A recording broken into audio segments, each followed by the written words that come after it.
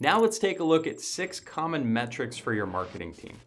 The very first one, similar to sales having a goal target to new bookings, is going to be your created pipeline to plan.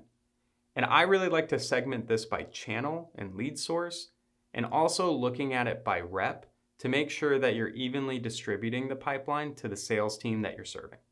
Next is going to be your MQL to SQL conversion rate and cycle. You're going to be driving a lot of traffic to the website. You're going to be getting people to sign up for webinars and maybe have a lot of marketing qualified leads. But how many of those actions does it really take to get to a sales qualified lead, which is ultimately the closed one of marketing?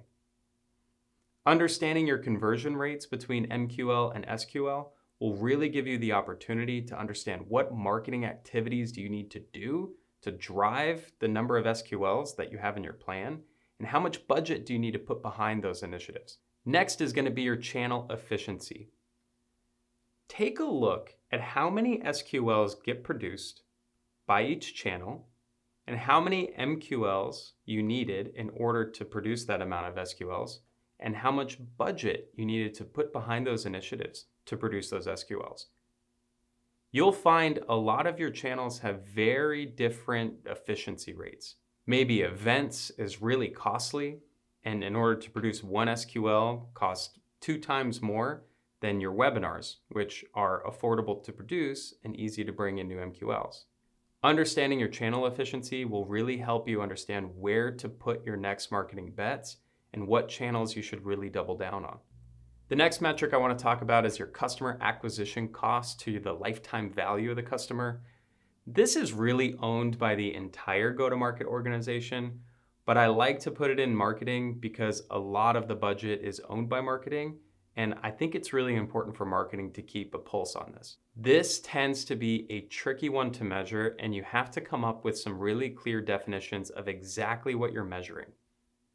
What makes it tricky is really the timing of when you deploy investment in marketing and when you actually produced SQLs or closed won deals. To measure this, you're going to want to take the lifetime value that you expect from a customer and then divide it by your average customer acquisition cost.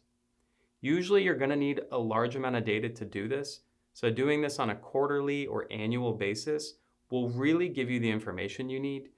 Doing it granularly by each account is going to be really difficult to do, but at least doing it across your company and segmenting it if you have enough data to do so will help you understand if you're in a positive range or if there's any issues at hand. Normally, you're looking for a 3 to 5 times ratio of the lifetime value of that customer and what it costs to acquire that customer. What should be included in customer acquisition cost is any marketing dollars that you attribute to acquiring customers.